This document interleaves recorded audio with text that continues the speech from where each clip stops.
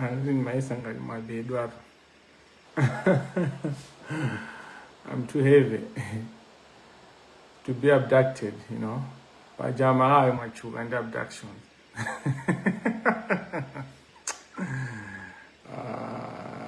How do you abduct someone?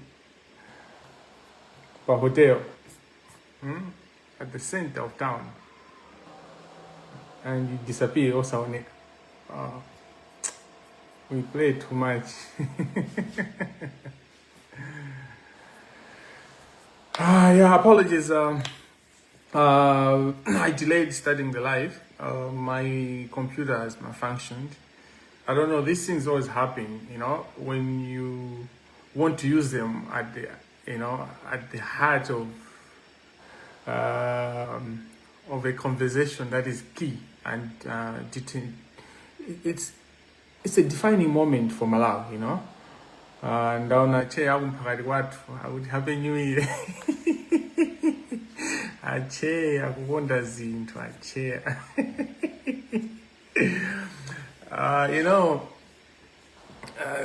this is a very important time, and our generation is what is going to determine our country. Nyasi zose is our generation, and when I say our generation, it's all generations that have met, because it's not one generation that is going to get this thing to the end, you know. Enablers of corruption in Malawi are of all ages, the old, the middle age, the youth. So when we say our generation, we mean all generations that are in existence as we speak right now. Musova magai. Bola ndiro wajirungamu. Kandi woneka ngati chani nzibe kanthu. It doesn't matter, you know. Adi mwana nalavu ku holiday. Sorry, my guy.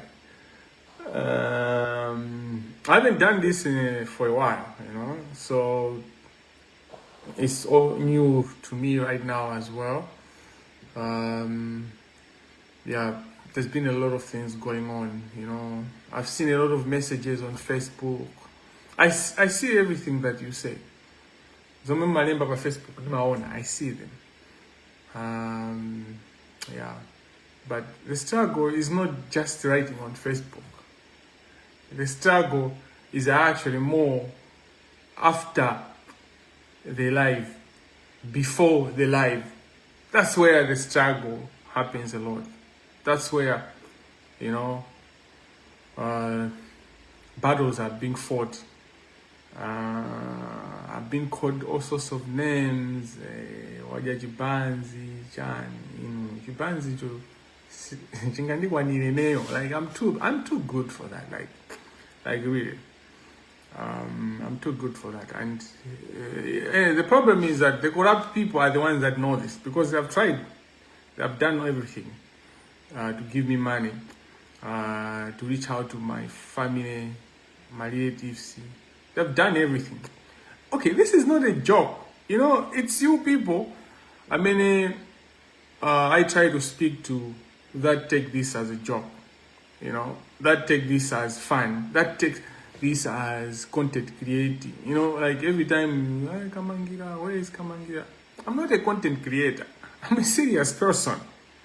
You know, and so you don't expect me, but I'm available for you to comment on every issue, unless I want to. You know, I Facebook on the Sambalanches, or you know, and all that.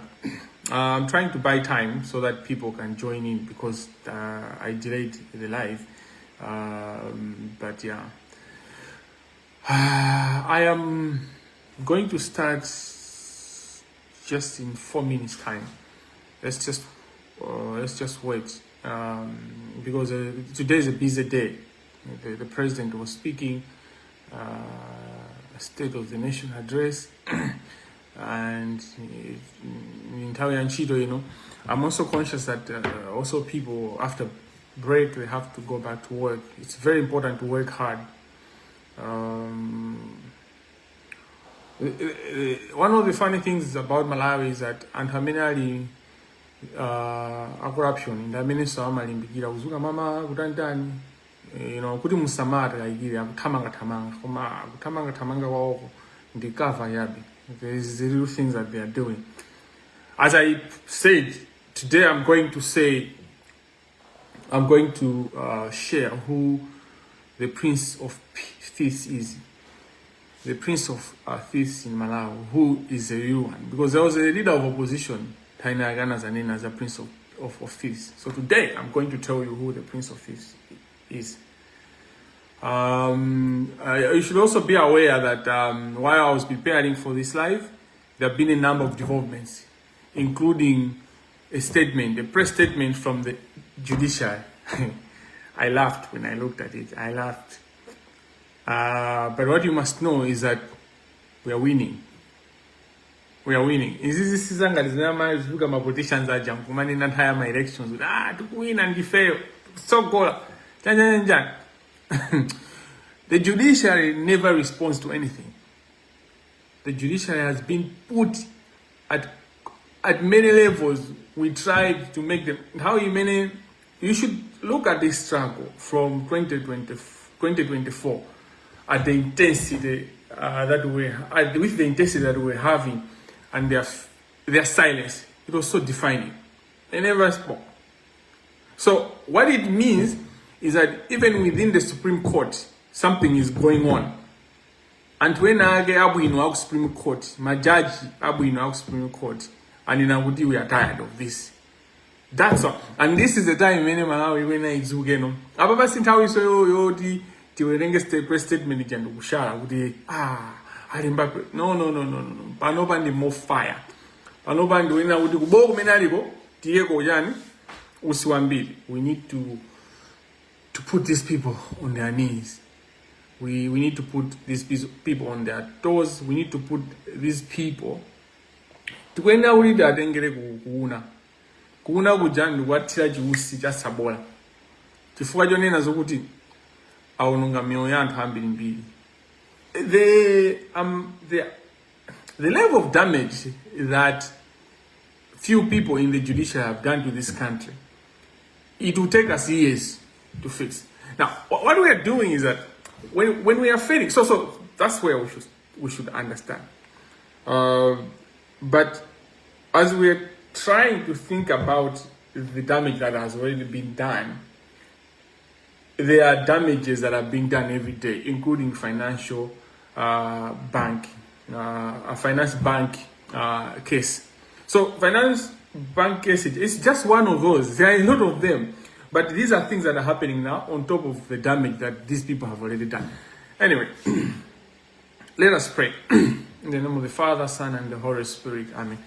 Glory be to the Father, and to the Son, and to the Holy Spirit, as it was in the beginning, is now, and ever shall be, world without end. Amen. Lord, we pray for wisdom. May you guide us. May you enlighten us. And may you give us the courage to move forward from words to action. May you inspire the light that is in each one of us. May we enlighten the darkest parts of our country, the deepest parts, the most sinister areas, wherever people are planning to do evil. May we be the light to those areas, and may we bring out your justice, because you are a God of justice. May you make us all people that are bringing justice, and the people that are hurt by injustice. We pray all this through Christ our Lord, who lives and reigns with you, one God, forever and ever. Amen. In the name of the Father, and of the Son, and of the Holy Spirit. Hi. As I said, this is a very difficult life for me to do because I've taken some time, a while since I did a live.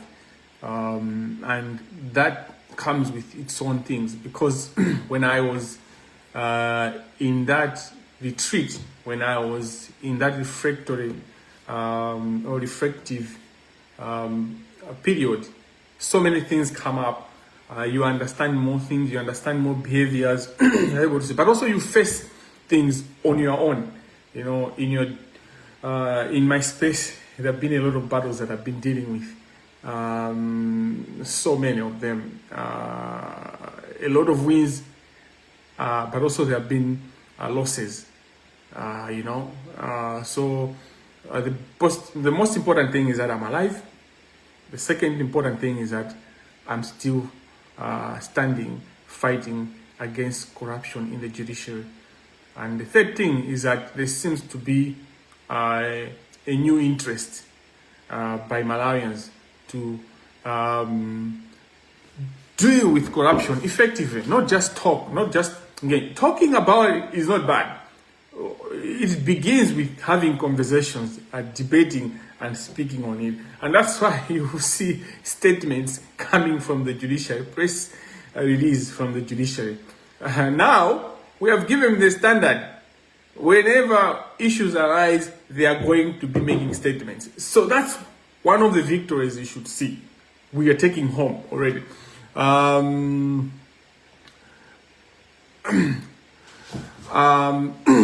My life today will focus on the finance bank judgment.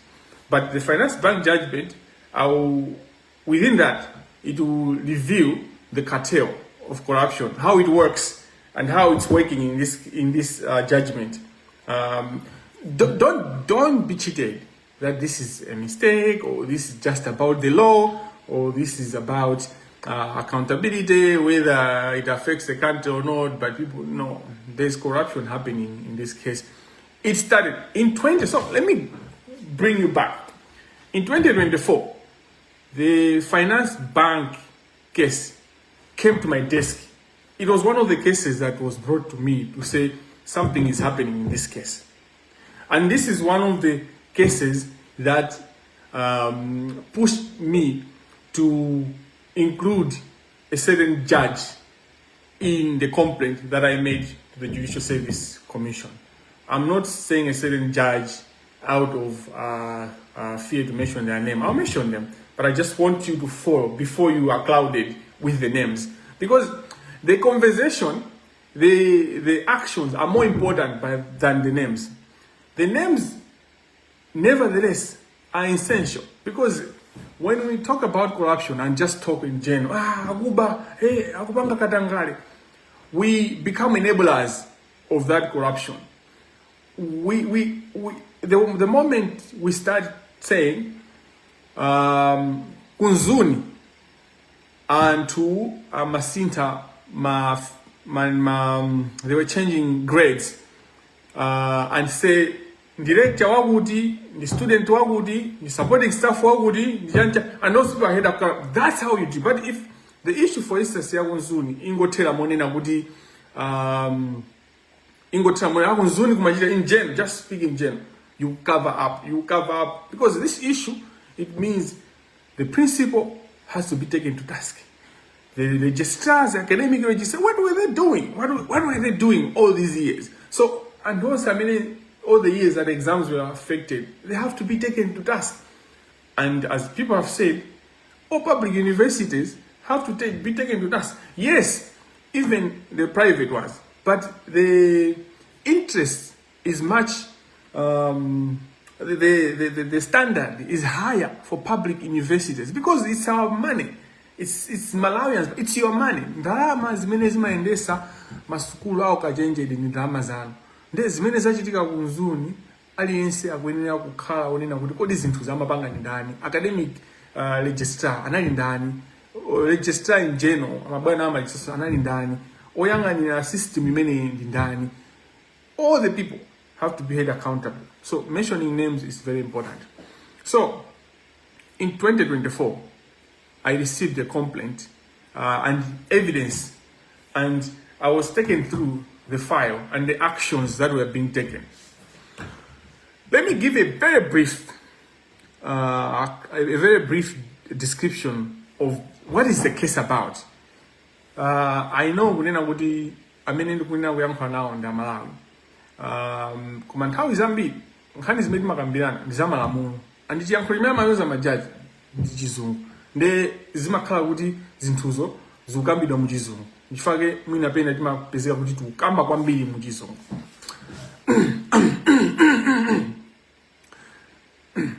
Kesi mlandu wa Finance Bank ndi hoteli mwachidule monena kuti ngakhale amene ali wa standard 1 ka amene sanapite ku school kuti amvetse kuti chinachitika ndi chani.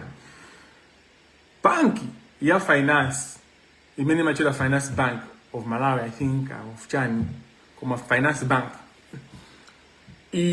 ikupanga ntchito zake ngati banki, inkatenga chuma cha dziko lino chimene chimapezeka chuma cha dziko lino koma cha ndalama zakunja, chuma cha dziko lino koma cha makupala akunja, you know, forex, foreign exchange, foreign currency rather.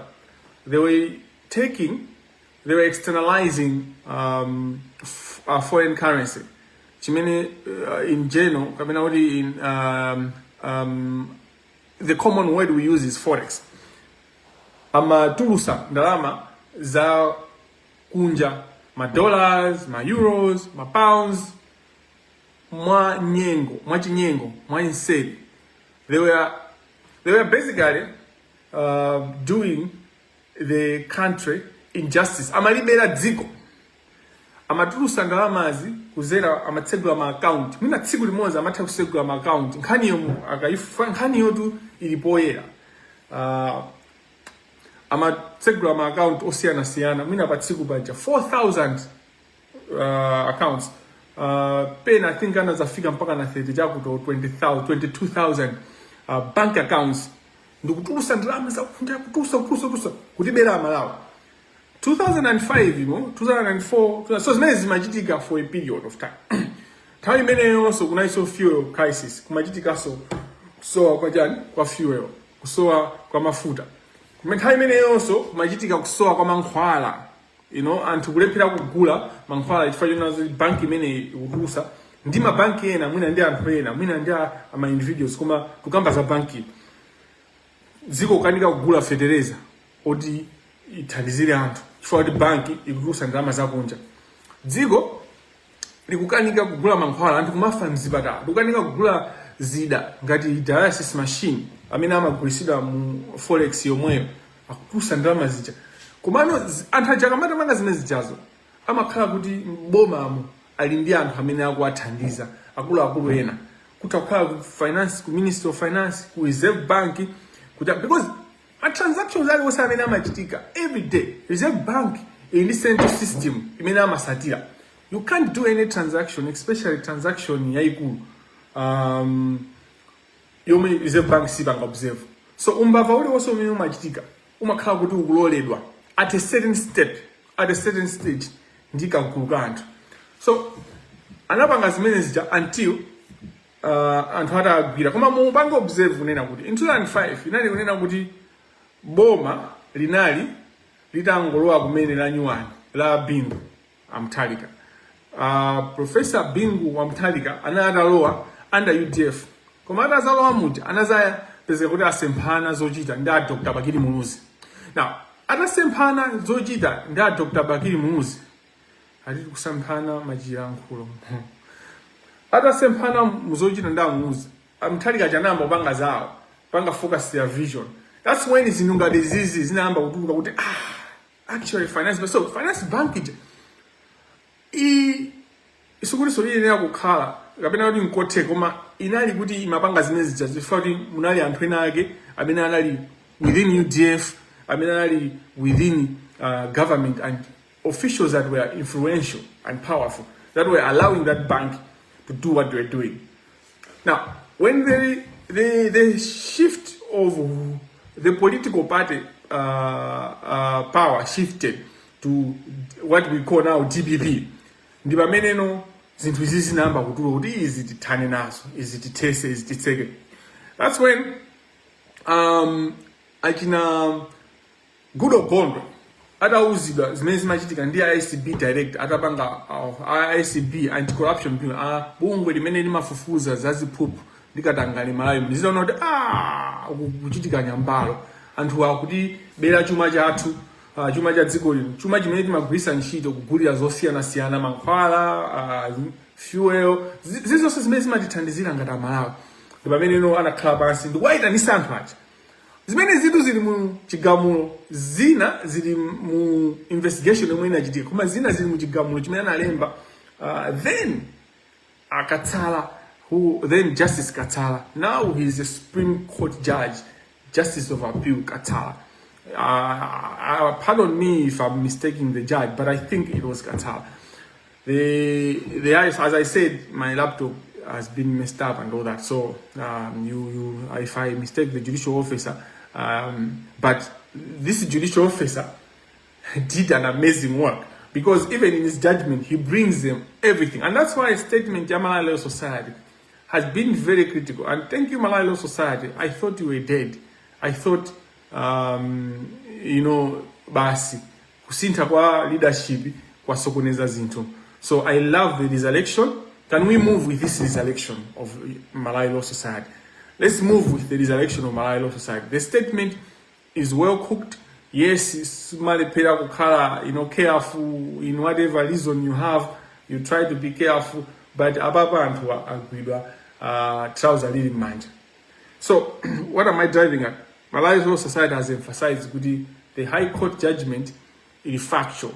Inatambasula zinto zonse ndipo maumboni court linali ndi kuthekera kumva maumboni direct kwa anthu. So court limene lili la ku High Court limene limamva nkhani imene linafotokoza kunena kuti Reserve Bank of Malawi amene amayendesa zinthu za chuma zomwe komanso amene amapereka mayendesedwe a chuma chakunja kuti ndalama zakunja kuti ndalama zakunja zikwena zitende bwanji amene amapereka malicense kwa mabanki amene amalongosola kuti ndalama izi mukhoza kuzigwisa ntchito ndalama izi zikhoza kutuluka nazo. The power that banks do or exercise on forex and in many things imakhala delegatory power. They regulate amene amayendesa zonsezo ndi Reserve Bank Malawi. Mwini mphamvu zoyendesa za ndalama kumalawi kunoko ndi Reserve Bank, banki yaikulu ya ku Malawi. Amene amabanki aja amangopasidwako mphamvu kuzera mu chiphaso choti ino azipangani zimene mukufuna. Ndikuona anthu ndithu akutumiza timastar timajanjani. I appreciate that. Go on doing that because it invites your friends to join. Chifukwa conversation ena akumatha kuitenga tikayikamba kena kwatha kuipanga twist. So it's better to hear it as it's being said before they twist, before they maybe just cut a certain aspect and then spread it so that they can distort the information that I'm sharing. Ndiye judge anaonesa bwinobwino nkhani imene Reserve Bank ndi Attorney General anthawi imeneyo anasumira bank awa chifukwa chokuba chuma cha Malawi. Now mumvese pamene amene anapita ku court tu ku High Court ko anali Reserve Bank of Malawi ndi Attorney General. And chimene anapitira nchonena kuti mu kafukufuku wawo amayenera kuti anthu aja afufuze ndipo anafufuza ndipo anapanga audit ndipo pali auditor company imene inafufuza bank aja ndikuona kuti anthu andolapa ndipo amanena kunena kuti ife tabwera kunoko kuti anthuwa apereke ndalama zimene tinagwirisa ntchito kupangira audit. Time imene I think in around 13 million or something like that. So this is how the case is. Kuti Reserve Bank of Malawi ndi Attorney General anapita kumene kuja kukanena unena kuti ifeyo awawa amaba andi muchigamojo finance bank anavomereza kuti amatani kodi amapanga adi za chisawawa amapanga za ganyava amabera Malawi. You see now At that point, anthu aja analipira. Komano iwo aja mene anapanga counter claim. So counter claim ndikunena kuti Kamangila wabwera kuzadandaulira court kapena kuzadandaula pa mfumu kuti mfumu abamba wawo andiponda, you know, andiponda ine ni mama mwawanga nakhala pampando ndi anzanga iwo akudusa andiponda.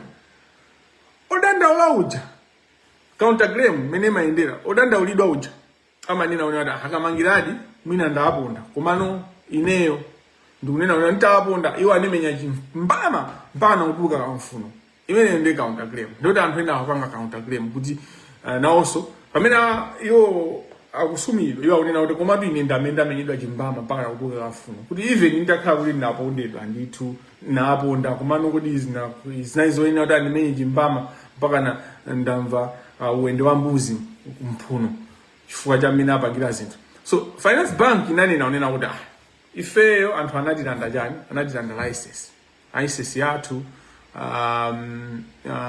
komanopo tilanda license yo pazimene amanena kuti tinalakwa sana tipase mwayo kutimva. So tisiyanise zimene ndipo timvetsani amalawi. Munthu akalakwa in any case ngakhale walakwa ndipo pali umboni olakwa nduwu malamulo amayenesesa kunena kuti umayenera kuti mumve mbali ya munthu. You can't just act without hearing the other side.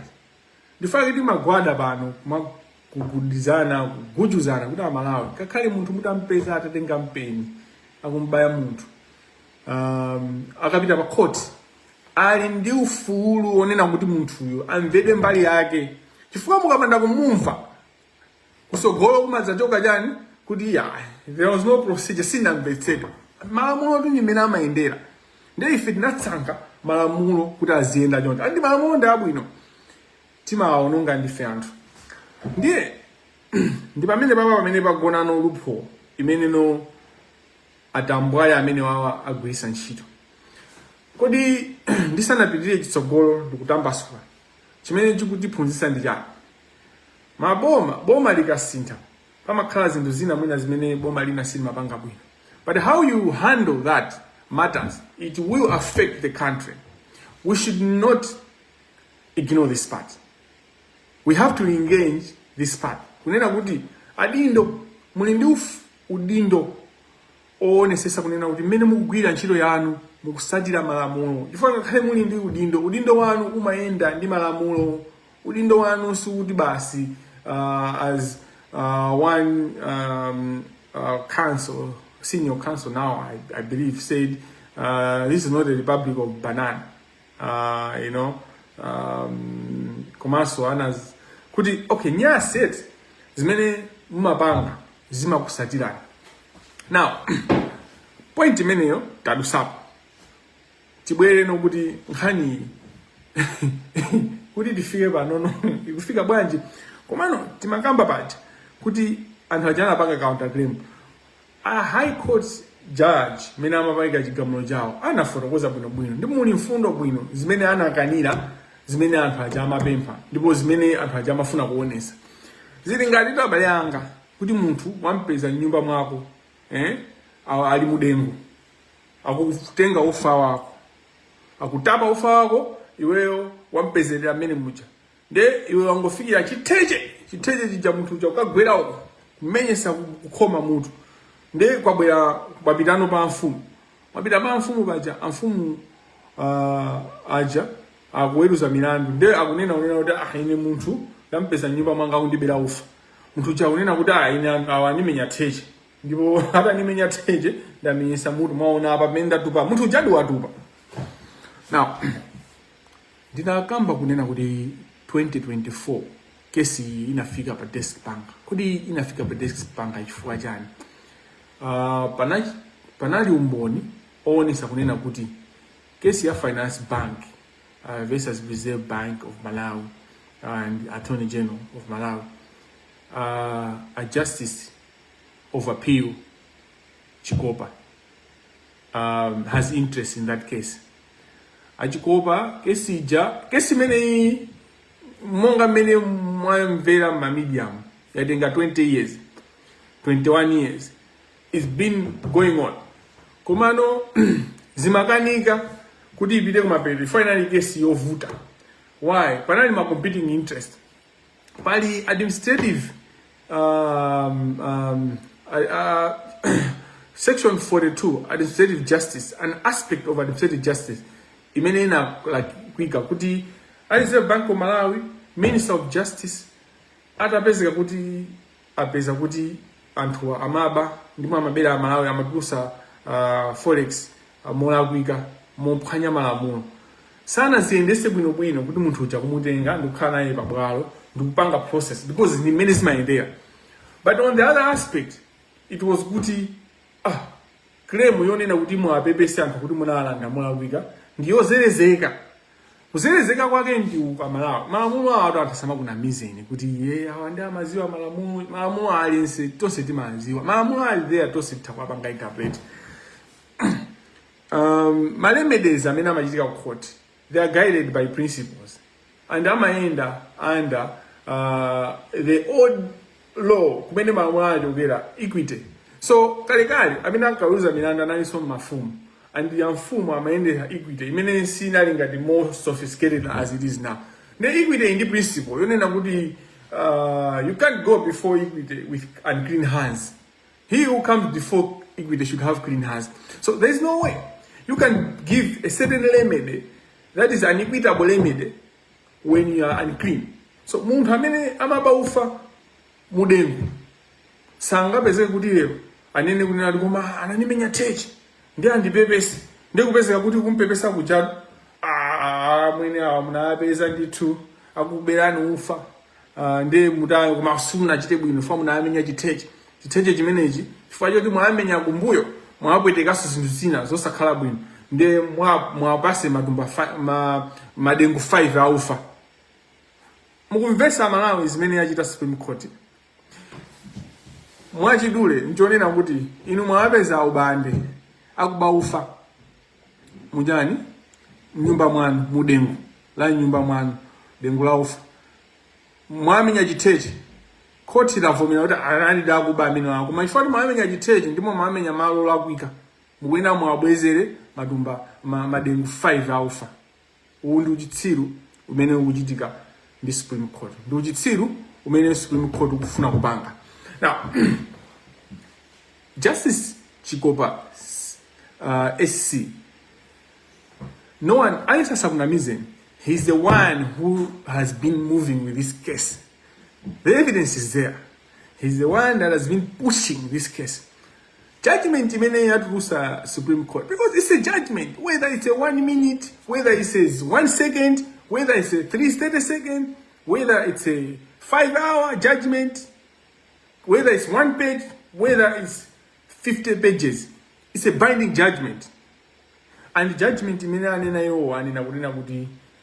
damages, if any, should go to the Supreme Court. And now, why they have said that? They are not stupid. He's corrupt. These people.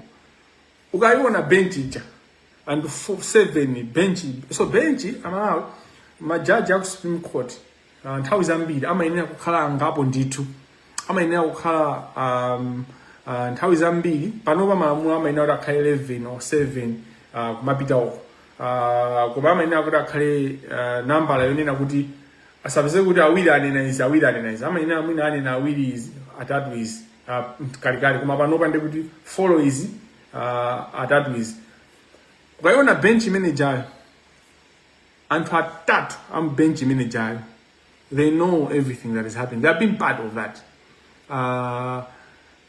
Koma key ring leader ndi Chikopa wa judge wa case manager. Ndizi zina zonyasa zimene mimi ndingozipanga mention koma lero ndipanga focus za finance back. Ndikuti this case came before me in 2024 tikupanga zimenezi. Ndipo ndina case imene is one of the cases that pushed me kunena poera kunena kuti Achikopa ndakuba. Now amalawi muzizo kunena kuti some of us, and sometimes when we speak timakhala kuti tikuziwa zinthu zina zimene simukuziwa, and at that point zimakhala kunena kuti kuzichula zinthu zija sizipanga weight. It will not give weight kutengera ndi mmene zingapangire weight at now when everyone is interested. Where pamene uzatuluka zinthu zina chaphulika, you know chaphulika sangachibiseso chinali ngati chinthu chinatupa ndi anamanga bandage ya la white loyera anthu nkumaona kuti pali bwino koma ano chinthu chaphulika ano mafinya ali paliponse chikununkha bandage just singagwire ntchito. When you look at one of the notices of hearing, anachita kupanga draft anali Chikopa okha ndipo anaitana maparties kuchita kwaitana bwerani. Kesi imene jayo ya Finance Bank, the lawyers that have been handling that case all along, anali Mordecai Msisha, a senior counsel, achina Mpaka, ndi lawyers ena. Pamene achina wapona kita pamene analowera isu achina Chikopa. Pamene anaitana unena kuti tayo titi kwasule yakwana. That case, as I told you, that case has been stuck for ages.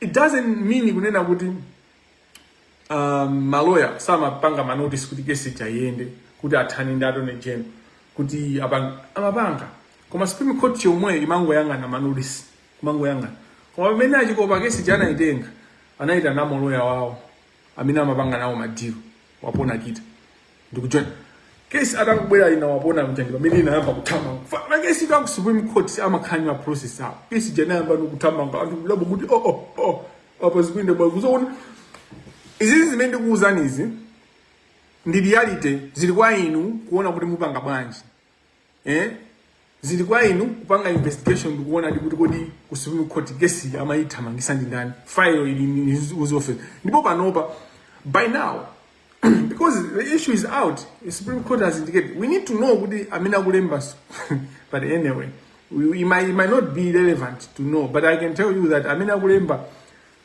the actual judgment, kabina the full judgment, the perfected judgment, the written judgment, nda Chikopa, senior counsel.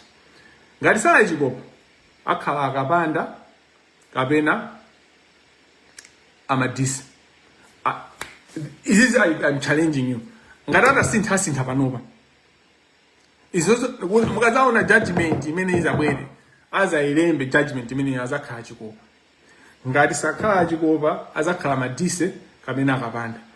All these people, it's a cartel. It's a cartel that we have allowed.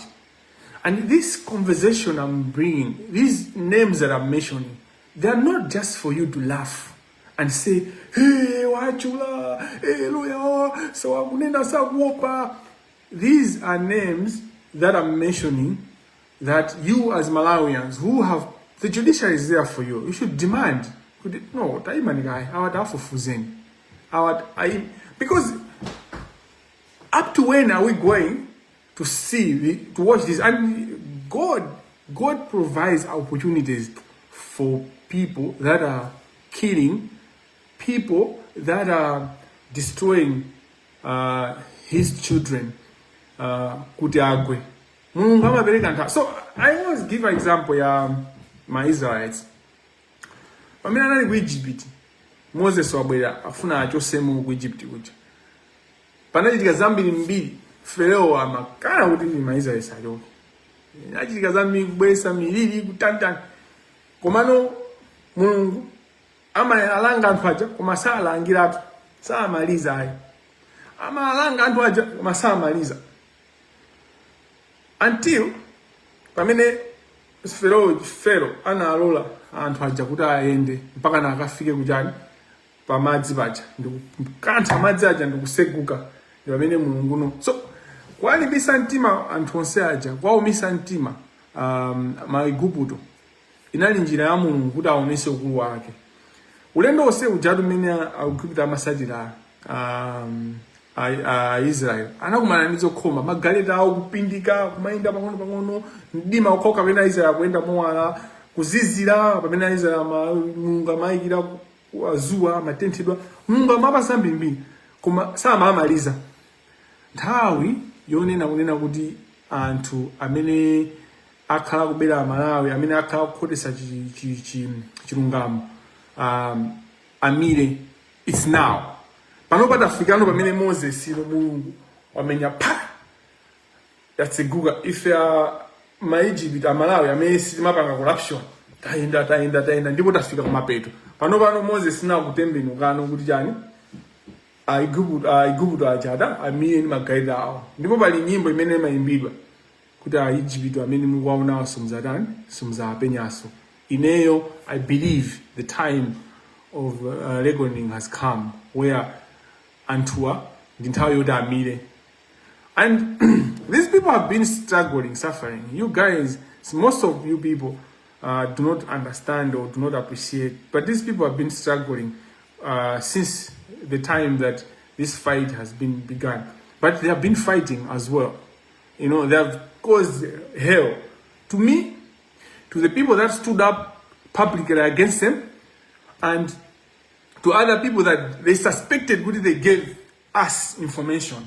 They gave me information. Aliyense amene amankuganizira kunena kuti uyu anatusa information iyi kampasa Kamangila. Wafinyidwa nditu. Ineyo nditu apanga zotheka, apanga masamu awo, apanga za ofiyo, amakhulupirira anthu amene aja amakhulupirira ufiti. And kumene amapita wasinga, kumene amapita kufanana. Those people that do corruption, Chikopa, Madise, Kapanda, Zinduzao, it's a family. Those people are close, they're tight. And people that know, they know what I'm talking about. They are always together. Mabanja awa mazwana, kaya mabanja awa onisa kugulu, kaya mabanja awa pambali. They connect, they speak. I'm speaking of this because I know these people, I know how they move money. Chigamulo ichichi manager bweramu ndalama zinayi zitasuntha kale makashi mabiziko amazandalama zinayi zitasuntha kale chigamulo ichichi ajapo kale part payment atenga kale chifukwa iwo mbali yawo akukira akudikirana kuti azisiya manja mwanda mwalisa and amapanga zinzonena kuti they are not stupid, they are corrupt but they are not stupid. These people are there to finish you and to finish it. And they don't care. They don't give a damn about you. And you guys, busy mapazi. That's what you have been doing all these years. That's what you have been doing all this. I challenge you. I challenge anyone in Malawi. You cannot fix Malawi without having a judiciary that has integrity, that is focusing on the law, that is doing things. And panopa zintuzi ndizovuta kwambiri chifanyana zokuti anthu amene ndikunena kesi iliyonse imene mapita ku Supreme Court Chikopa ndamene wanga decide who it goes to. So muyangane magesi andalama amene mwina Industrial Relations Court yapanga magesi onse akupita before Chikopa kumene kuli ndalama vindalama kumepita kwa Chikopa ngati sipita kwa Chikopa ipita kwa Madise ngati sipita kwa Madise ipita kwa Kapanda. And that's why I get angry not only against kapena with Chikopa, Madise, Kapanda. I'm also angry with the other judges that I believe they are not corrupt. I know Aina Mbeta, Senior Counsel, Justice of Appeal.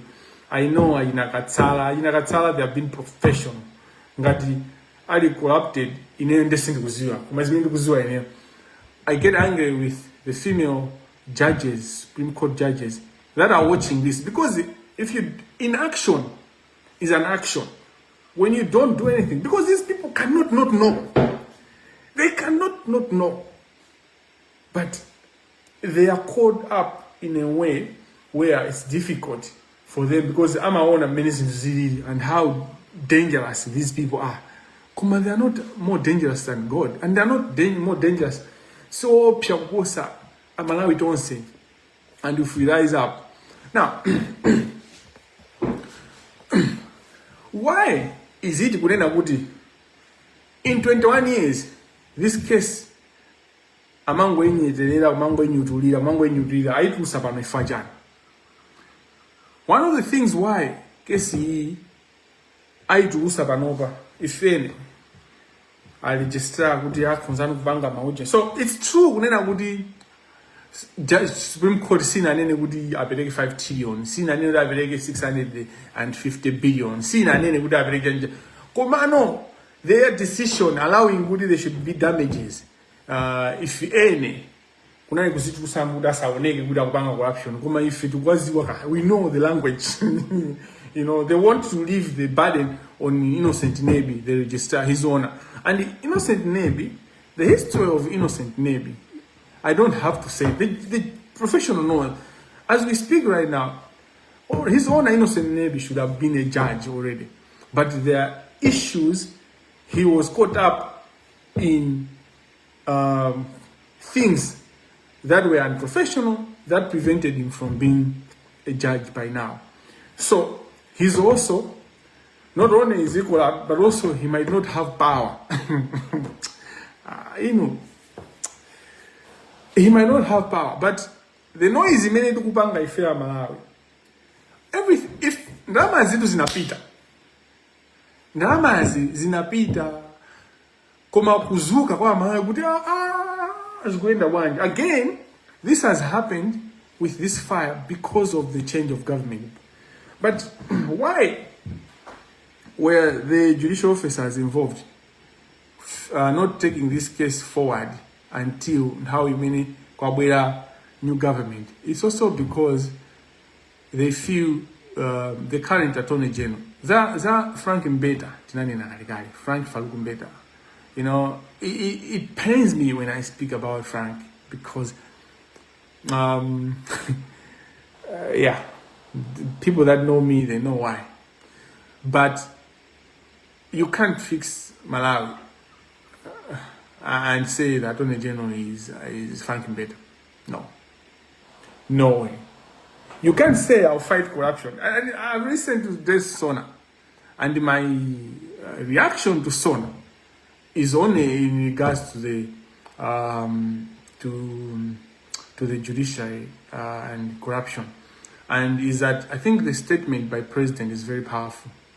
When he said the executive, the parliament, the legislature, and judiciary, those chimene muzibanga muzone sesa kuti chikale kapena mukakha osapanga zinthu zono ngadziko lanu amakamba za judiciary ngakhale sana ifani munthu wankulu is speaking in general, just not kuti mwana kapena branch yawo yaipange because he also conscious about being accused, because he knows that if he just speaks more sakalabwino kapena kuti more sakalagyafu abanga accused kunena kuti akulimba judicial independence.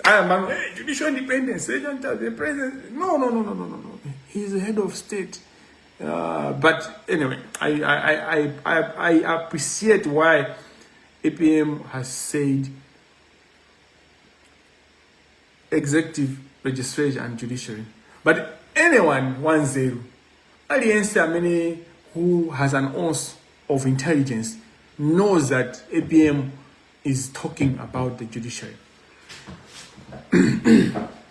Now, I was talking about Frank Mbeta. Ajina Chikopa, ndigesi yao, ndajina wabona gita, ndigesi yao ya ntumbai, ya finance bank. Aipanga panoba chifukwa yokuti akuziwa kunena kuti Frank Mbeta ndalama zituluka. As long as Frank Mbeta ndi Attorney General wa dziko la Malawi. This live is about corruption is rarely naked. Kutanthauza kuti cha nthawi zambiri Katangale sayenda mblanda isakhala muno bamuse kuti amapangidwa mozambaitsa movindikiridwa amakhala musuti ndithu malipyathaja amakhala odayikidwa musuti nikumati zabwinobwino kuma zili zola ndithu zili za Katangale. Koma panopa kesi it's one of those situations where the corruption is naked. It's just there, it's naked. You don't even have to struggle. You know.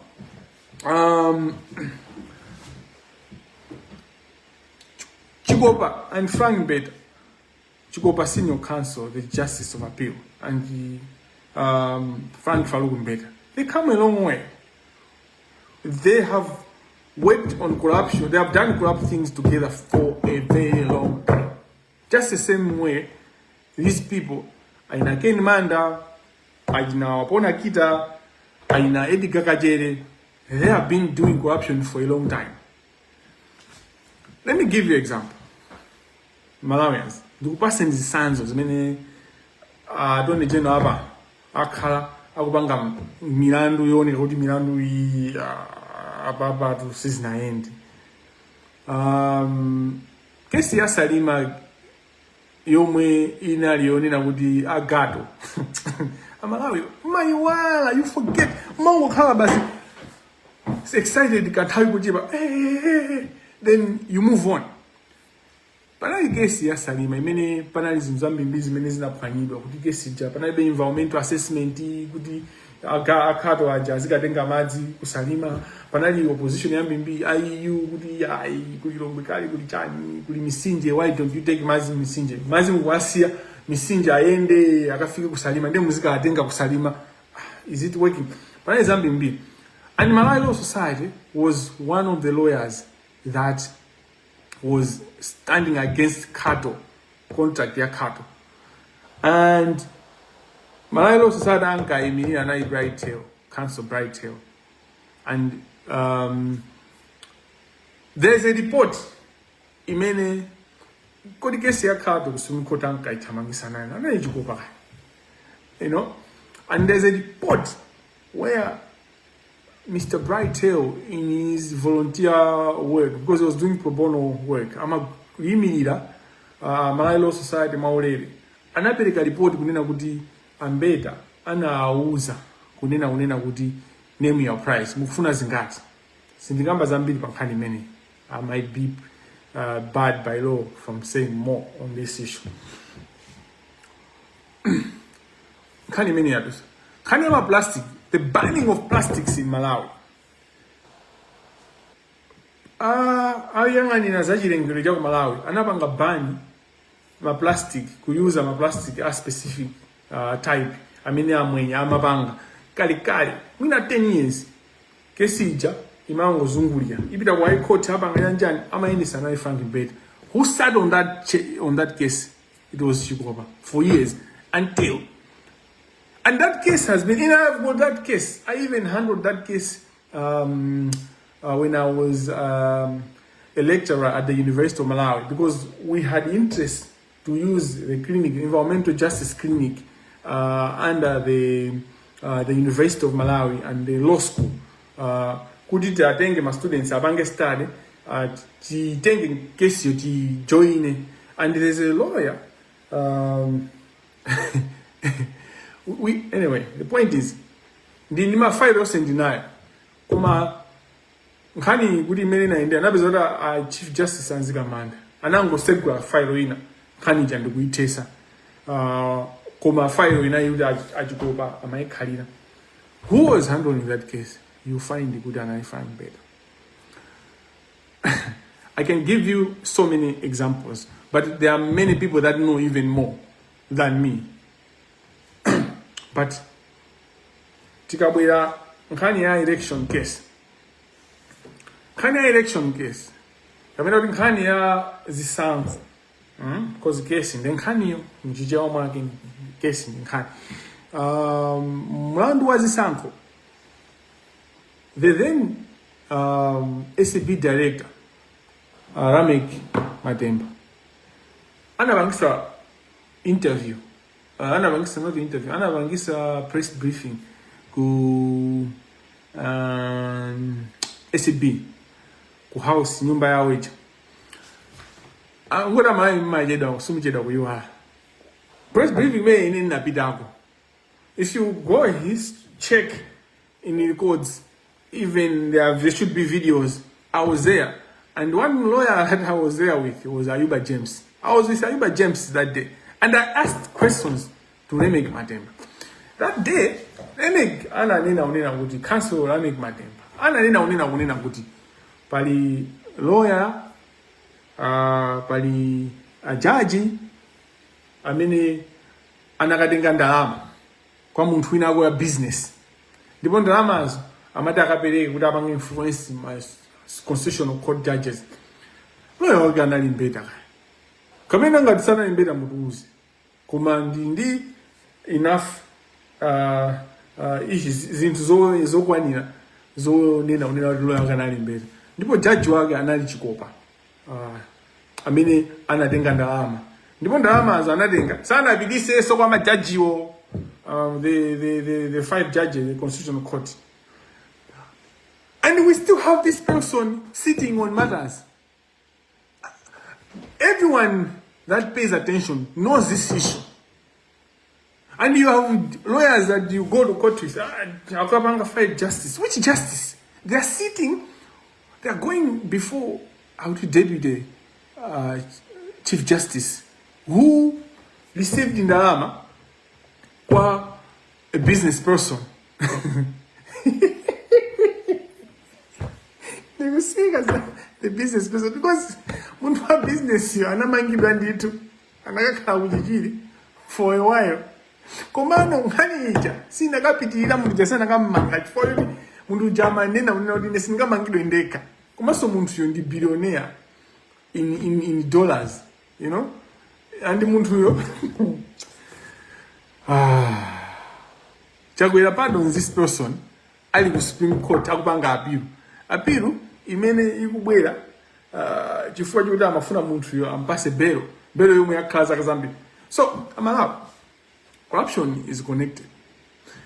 The corruption sikhala related kutuluka pardon imene analandira atomumpinga njira si pardon wamba, ndi pardon yomwe ili connected. So anthu osewa asamati pusise kuti akufuna kuthana ndi corruption unless we see the actions.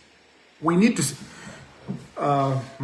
So I have appreciated the State of the Nation address, the SONA, by His Excellency Professor Arthur Peter Mutharika, on his strong stand.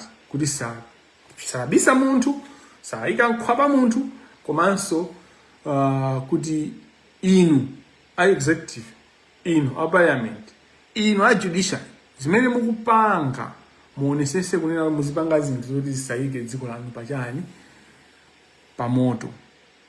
Komano I want to challenge Professor Arthur Peter Mutharika kuti you cannot change Malawi with Frank Mbeta as the Attorney General. Never. What PPM does, that's none of my business. He's the appointing authority. You can't have that on Frank Mbeta as the head of the bar. Which bar? What are you talking about? What kind of massage are you doing? Like, what kind of massage are you doing? Because Justice Chikopa ndapanga connection. Alinzage muntu uyi, you know, kwemale kuli mlandu wachikhalire maumboni alipo. Zomwe anakatenga anthu a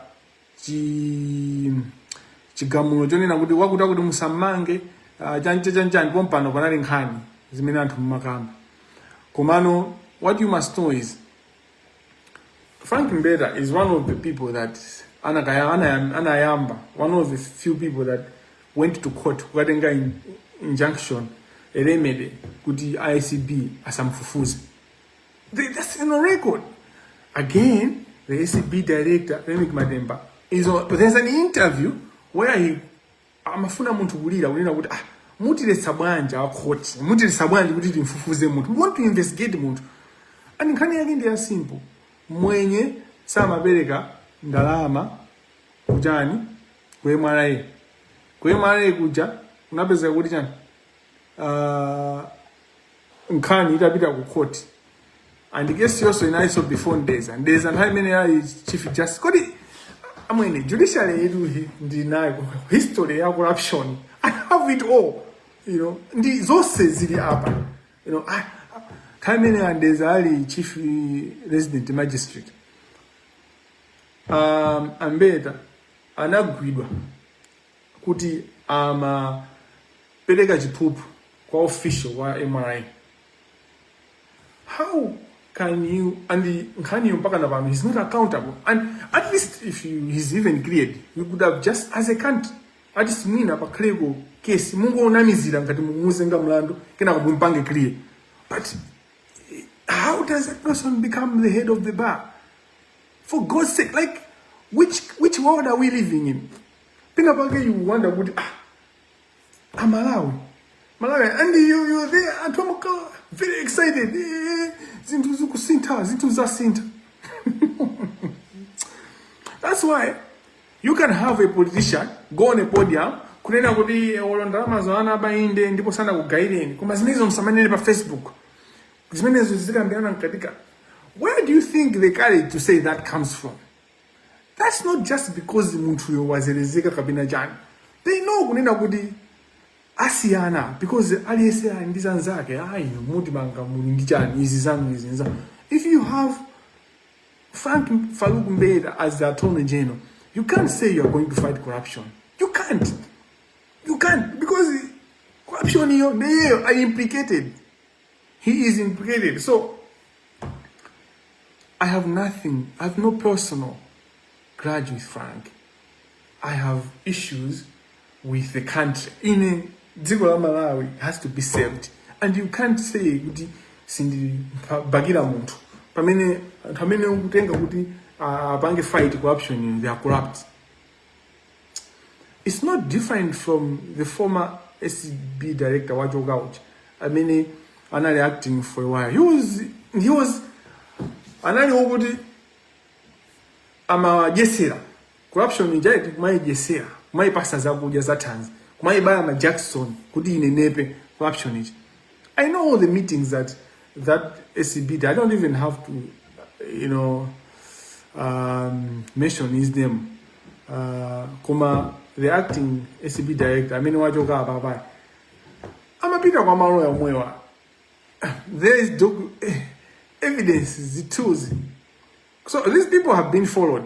They don't know that. They have been followed. We have pictures of these people. Ndaji na wapona gita. Kumaka mbirana zintu. Chanchani. The corruption in Malawi. In Africa, I'm a fear mu give up. But we are not giving up because once you give up, then you become part of the problem. The fight has to go on. Ka inyo mumenyina ufulu wonena kuti corruption ite ma honest with all your energy. Even in Kani wazayipitiza ana even ana. But we have to stand on principle and fight corruption to the end. Corruption itu ndio vuda many maendela. I thought it's not easy. But corruption is not impossible to deal with. They just have to be one as a nation. No, don't safe.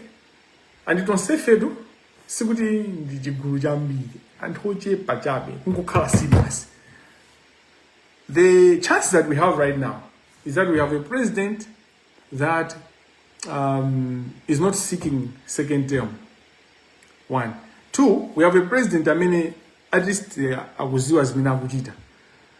if he's going to be making mistakes, it's not those mistakes will not be because he doesn't know. Because he's knowledgeable. APM is knowledgeable. I've been saying this even when Chakwera was president. He wouldn't make a decision. Those are things that I've been saying for a while. And Hamina na close in Hamina Madi Sala is Madi Sala, Madi Nyoza, Madi Nena wouldn't give DBB, Janjani. Panova, I'm saying the same things. Kunena. So consistent. I'm consistent. I am consistent. I'm not an angel, but I'm consistent. And of course, I'm not corrupt. My drive was on APM. Kunena kudi APM panova, I leave excuse. Yonena kudi sama ziwa zintu. Kamena ntamango mpangira zintu. Chifugwa, he is knowledgeable. And he knows how people mess up. Because he has seen that. And he has been reflecting. Kumango jadu mbali mwanyanja minana sana pita wakawi. Suta nango pita mwene kuja. Madise have got capacity to freshen you up. The air that comes from the sea, from the water, from the lake, especially fresh water even of Lake Malawi, has capacity to make you intelligent or to make you see things better, to open, to widen your horizon. Chambo Lake Malawi. Chima kubasa Mayo. I mean, I'm I was just trying to give you a break. But where am I driving at? Chikopa, SC, JA, Mbeta, Frank, Farouk, the Attorney General. The other side in the Reserve Bank of Malawi. Now, pay attention. Who is the Reserve Bank governor as we speak? Is Partridge.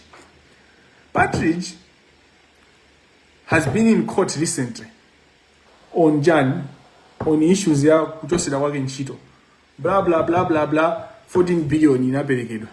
Kanije na sumirwa inabira kuja ku high court. High court kuja ili kujani banu ili ku Supreme Court. Find out amina ubanga gesi mine ili manja mwandani file ya ajina Partridge ndazi zake yofuna 14 billion. It's in the hands of Chikopa. So what was going to happen if we did not open our eyes like this? Triangle imeneyo pa Chikopa ababa the prince of corruption, the prince of thieves in Malawi is Chikopa. Ravmo Chikopa, senior counsel, justice of appeal. Apa ukuzabela ka enabler ka Attorney General pa ukuzabela Reserve Bank governor ngati mwavumeleza komano yeso aindike siyake ya 14 billion imene ili pano manja mwanda mwa prince of thieves Chikopa. What we do in Malawi is crazy. It's crazy. How can one person have so much power like that? Muyangane makesi amene akutoka ku Industrial Relations Court anda mapkamwa kuda kumakatira file ya ndani pa court ya ndani ikafika manja ikafika ku Supreme Court mupeza kuti ndi Chikopa. Akwaku. What else do you need? Because people will say antu mapanga shout corruption ile ngombana kuma mboni sumbwele umboni wake umene umafuna umboni wake kuti zachite kupusa matumbo athu kukupasani. Do you want us kuti tusentima wathu ndikukupasani kuti umboni mukufuna kuti umboni mukamati mukufuna tukupase mchani mukufuna tichose maso athu ati tukuse tukupase kuti umboni. As we speak right now tina umboni unaberekedwa wambiri wake manga sanganani Judicial Service Commission ndipo ananena kuti nkhani aweruza in 4 weeks amalawi makhamu banga jani anyamata hold current you should pay this is our words to you. You play a lot, you know. You present yourself as tough and as you engage, but you're on the surface. You're not. Can you wake up and deal with it? Because you have mentioned me many times and I never addressed you. I never spoke, and it's important to bring this conversation, but. Muma kamba zintu zigamba pamwamba, and that helps corruption. Because muma kangani mukupeleka accountability, kuma suma kalumbanga accountability because information ilipo. Last time makamba zaka mangira, mwachura kamangira ka win kosi. And you were saying, moto wama basis, now gamba you muma peleka my innuendos that are helpful to the corruption, to sustain corruption. Because if you were a proper journalist, you should have been finding out this is what happened. Kamangila brought these names. Judiciary under Judicial Service Commission said they were going to investigate. They said they're going to do it in 2 weeks, or it was first I think 2 weeks. Then announced it and then 4 weeks. How long has it been? Whose job is it supposed to be investigating? What whose job is it to investigate, to do the investigations, proper investigation? You want me to be doing investigations?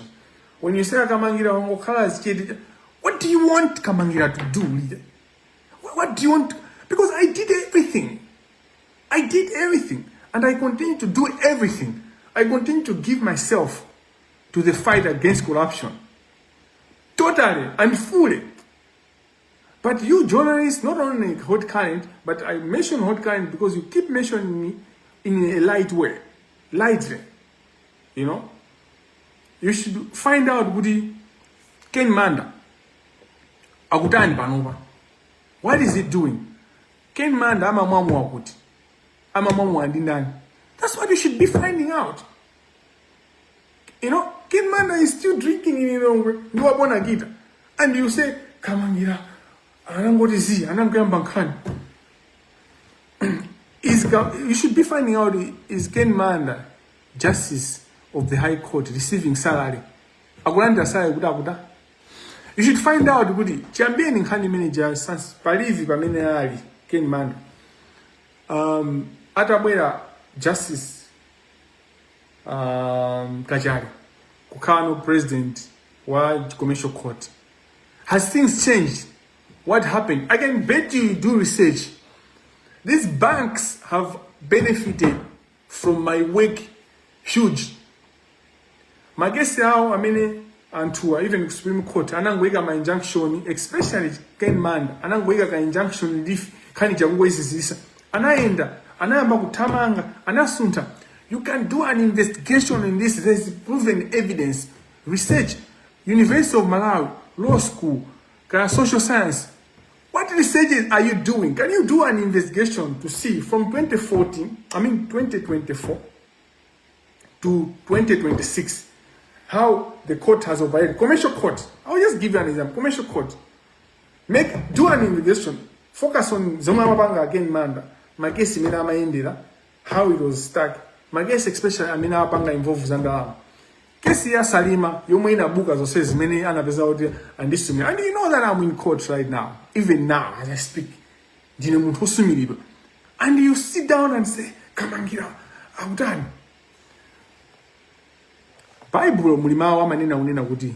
Mulinditsoka iwe kolazimu. Mulinditsoka iwe bedside.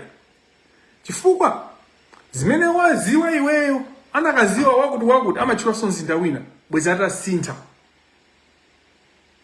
Amalawi mawa amene muwawerengi ndipo muzikemo mawa Bible mulinditsoka ine.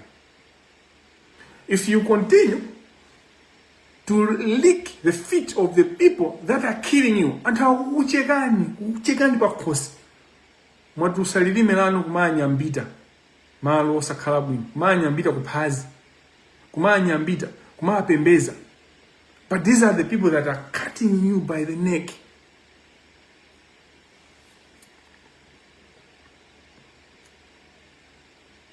There are many cases that I can give you examples with regard to corruption in the judiciary.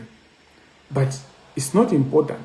One case is enough to get someone out of the judiciary for corruption, for bribery, and in the least possible way, for incompetence. So these people say amenenda achua.